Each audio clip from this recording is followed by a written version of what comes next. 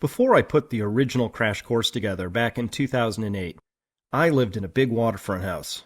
I had a deep-sea fishing boat and a slip a mile away from my doorstep, and I was very much living in the system as vice president of a Fortune 300 company. But once I brought all that information together, something shifted deep within me, and I knew I could no longer live my old life. It no longer seemed relevant to the future I saw approaching, nor fulfilling. In light of all of this, I found myself facing the huge question of what should I do, which many of you listening are likely asking yourselves right now. And for a time, that question overwhelmed me, because back then there was much less public discussion of these issues and far fewer models for how to prepare for these coming changes, let alone step forward to meet them with any degree of optimism. So I resisted doing anything at first. But eventually, I simply had to align my actions with my values, and in the years since, through study and exchanging ideas with smart, hopeful, engaged thinkers around the world, I learned how. So what exactly did I do? Well, I changed a lot in my family's life. We moved to a more rural area where support from the community was far stronger than the impersonal suburban area we left behind. We began to grow a portion of our own food, shifted our saved wealth away from traditional paper investments and towards our health and home, always with the goal of decreasing our dependence on the potentially fragile systems that deliver our energy, food, and water. So that was our response. And if you, like millions of others, felt concern, anxiety, or even fear while watching this crash course, then it's time for you to take control of your life too, and begin doing things differently, whatever that means for you. But know this, even if you don't have the same or as many options as my family did, there are a lot of things you can and should be doing. They only require that you decide to begin doing them. You don't necessarily have to move or buy a lot of expensive stuff, but you do have to be willing to start changing what you do. So if there's one message to take away from this crash course, it's this.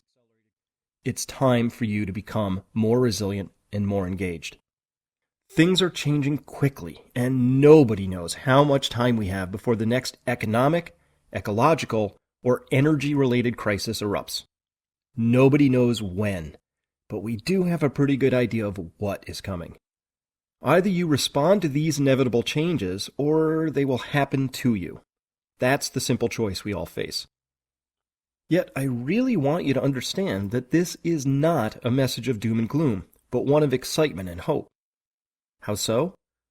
Because it is within your control to enter the coming future with a higher degree of security, prosperity, and fulfillment than you enjoy now. You can do this by using the time you still have available to you now before the trends described within the crash course arrive in force to build resilience, to invest in the practices that will increase your quality of life, whatever the future may bring. Of course, this is a huge topic that extends from financial resilience to physical resilience and even to emotional resilience. We go into all of these in much greater depth at our website, peakprosperity.com. But in summary, here are the first steps we recommend for everyone. First, invest in your community. In the end, no one can ever be 100% prepared for everything. The number one factor in your success in weathering any future shocks will be the strength of the community supporting you. Make and deepen relationships with those important to you. Be sure to know what role you play and why others will value it if difficult times arise. Number 2, protect the purchasing power of your financial wealth. Given the extreme economic risks we've detailed in this video, we recommend everyone own at least some gold and silver to protect against the possibility of a currency crisis. For similar reasons, we're not big fans of paper investments at this time, like stocks and bonds. But if you do own them, we recommend working with professional money managers who understand the risks posed by the 3 E's. If you can't easily locate one on your own, we know a few good ones. Number 3, reduce your dependence on fossil sources of energy. This includes both decreasing your personal energy footprint, plus potentially generating some of your own energy. For instance, adding a solar hot water heater to your house. With a little practice, you'll realize that a small number of changes to your current behavior can dramatically reduce your vulnerability to the price of oil and other fossil fuels. Number 4, source more of your calories locally. The produce in most grocery stores often travels thousands of miles to arrive there. Finding local food providers, plus possibly growing a small percentage of your food yourself, goes a long way to reducing your exposure to price spikes due to increased transport costs. Plus, you'll find that your food is a lot healthier and better tasting. Number 5, boost your emergency readiness. The one thing we can say about a future defined by the 3 E's is that there will certainly be surprises along the way. The difference between being even a little prepared for these versus not at all will prove massive.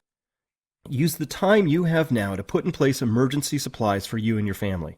Hopefully, you won't ever need to tap them, but if you do, you'll be very grateful you had the foresight to put them in place. Number 6, improve your health. A future of less energy means a future of having to do more things ourselves. In certain cases, medical care may either be too expensive or even unavailable at any price. Staying healthy, both physically and emotionally, will take on an entirely new and heightened importance. Now, these steps I've mentioned are simply a short list of responsible actions to the changes that are coming. Again, we spend a lot of time discussing a wide variety of possible responses in greater depth at peakprosperity.com because there are as many intelligent responses as there are different personal circumstances. But whether you are young or old, rich or poor, urban or rural, there are concrete steps you can take beginning the second you stop watching this video. We invite you to find those things that really serve you, that make you happier and healthier and cost less, and increase your quality of life, even as you consume less. And as you begin this journey, you'll soon learn that it's about much more than just yourself. Resilient individuals create resilient families, which in turn lead to resilient communities, then resilient towns and cities, and then resilient states and whole countries, and eventually, a more resilient planet. By taking action in your own life, you open the door to a better future for all of us. Now, however you go about doing that, know that you have our support.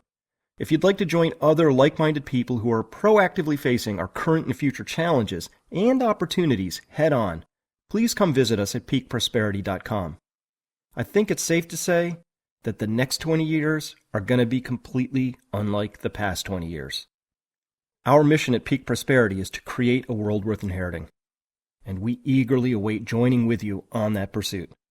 I sincerely hope that you'll take the right actions now while we still have time and resources to position yourself wisely, so that for you and your loved ones and the generations that follow, the changes brought by the next 20 years will be prosperous and joyous.